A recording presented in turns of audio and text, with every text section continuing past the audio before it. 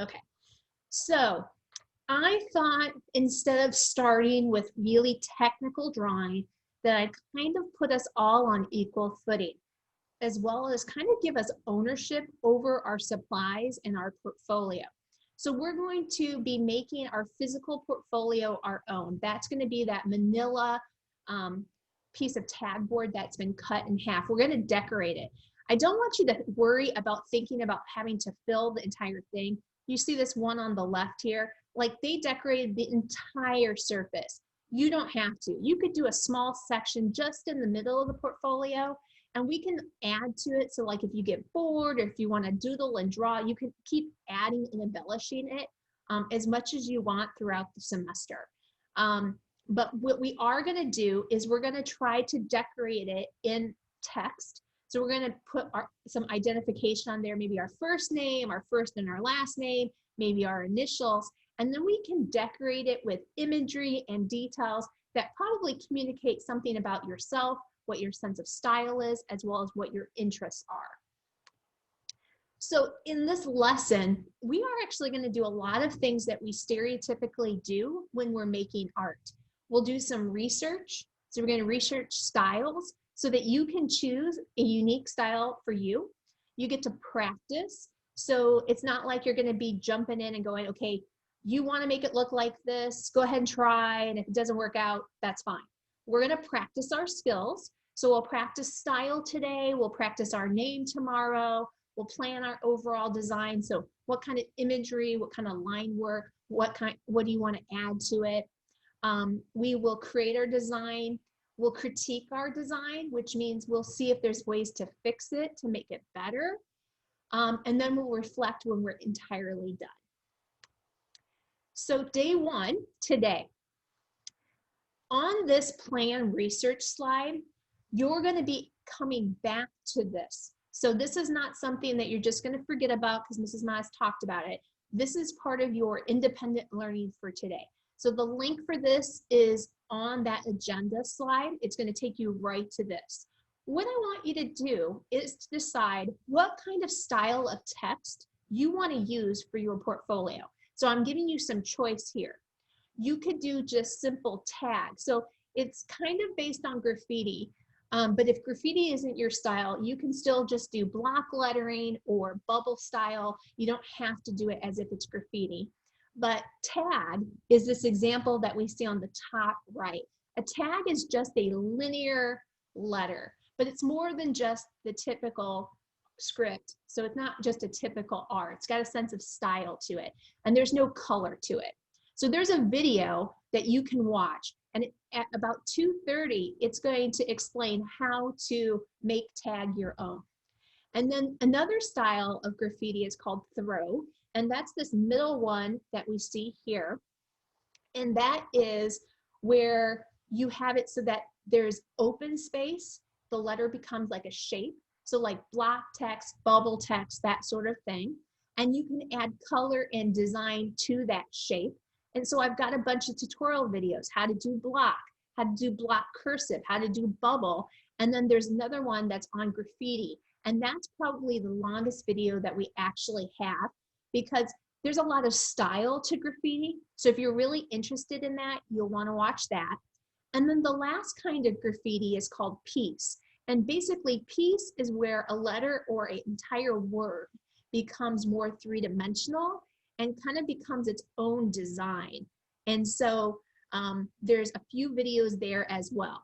So what I'd like you to do is to just preview these videos. You're not watching the whole thing. You're going to click on these different links and look, you're going to like zip through the video, kind of like if you click it on different spots, you're going to be able to see the style. So I want you just to think about which of these do you like the most, and then I want you to take your time to investigate that style.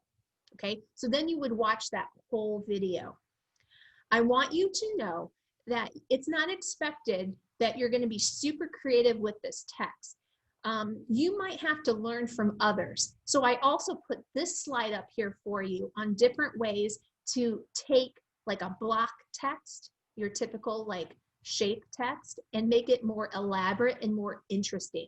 So feel free to kind of copy or mimic or take something that's like on this sheet or in the videos and change those to make them your own, right? So what we're gonna do today is we're gonna preview videos, then decide what video we want, and then we're actually going to practice the skills, okay? So this is the part that I'm going to switch my camera and do a really fast demo for you guys of what I'd like you to accomplish. A lot of the tutorial videos, all of them were not made by me. They were made by others.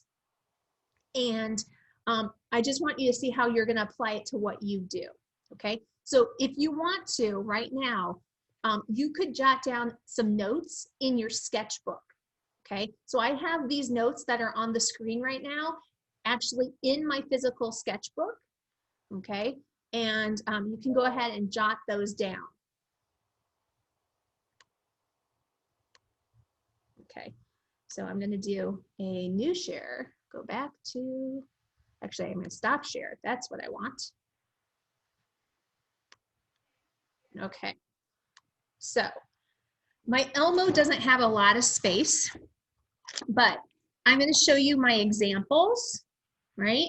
So you can see that I have practiced a bunch of different letters. I want you to practice at least 2 letters of your name. I did my initials, but your initials might not work. It would be nice to have an initial that has maybe, or a letter that has like a curve to it. So like a B, an R, a J, or something that has a bunch of straight lines like an M or an N, right? So it'd be nice to have something that's really rectilinear and then something that has like a circular shape as well. And so what you're gonna do, I'll open up to the page, right, is you're going to try to do a few of these things. So I'm gonna make sure you can see what I'm doing because this is a little bit light on the screen here. But one of the first things you might wanna do is give yourself some guidelines, right? So do this really lightly. Every mark that you do at first, I would do really light. That way it's really easy for you to erase it, okay? You might want to put in the top and the bottom, and you might even want to do a middle. And a middle, of course, is good if you have like the letter B or the letter S, right? Where you have to know where the middle of your object is, or your letter is going to be. A lot of times what people also want to do is they want to give their letters some space. So you might say, okay, the J is going to be this wide, and then I want to leave a space. And then I want my M maybe to even be bigger because M's tend to look a little bit bigger than other letters, right? Now, I used my rulers for all of that. That is something that you could freehand. So if you start to get like really like fancy, you could say, okay, maybe I want my guidelines to go from fat to thin, right? Or maybe I want my guidelines to be like curvy, right? You could do that too, but that really helps you to fill the space. And so then what people often do for like block letters or bubble letters or so on, they will often use like rectangles. So I'm doing this really lightly. They use rectangles to kind of build the shape.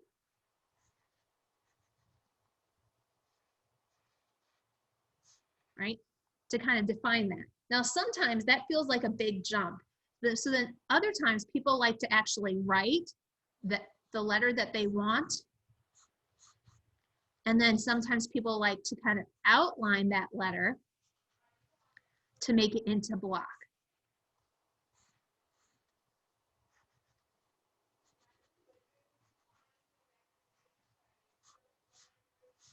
Okay, so what I can do then is kind of go in, and this is just for your top of your, your typical like block lettering, but I could go in there and make it get fatter in places to kind of give it an element of style. I can make it symmetrical so it's the same on both sides.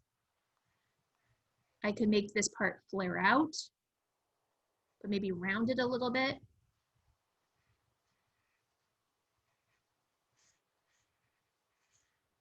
okay? But you want to have a sense of consistency. So you want to probably have it stay, you know, the same width here as it is here.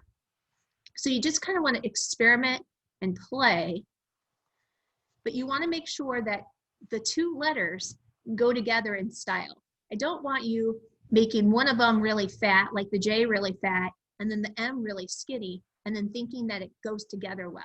So I'd like you to have some sort of consistency in the lettering that you develop, okay? So how many make for good practice? What do you think? How many times should you practice this? Anyone have any ideas? Didn't it say 4 times you practice each? Or, well, like, I usually practice a lot. I usually practice like 10 times the same letters because I mess up a lot. But it may be, you know, different for each person. Right. I'm going to say at least 4, but honestly, graffiti is not my thing. I've never really been very, as a kid, I did block lettering and bubble lettering, but like graffiti isn't like necessarily my style. And so it took me a long time to practice some of the skills, and even some of the examples on the screen, I kept them pretty basic on purpose because I didn't want to scare anyone. But like if I was going to do something even more complicated, I'd really have to practice it. So feel free to practice it as many times as you need to, right? But at least 4. So if you do your initials or 2 letters of your name at least 4 times together, so that would be like 8 letters total, that would be pretty good. That's like the minimum. But for like this right here, I practiced 1, 2, 3, 4, 5, 6, 7, 8, 9, 10 times just on that one page. And you'll fill the page. Try to use as much of that space as possible. Okay, so that is what you need to do today. Okay, let me stop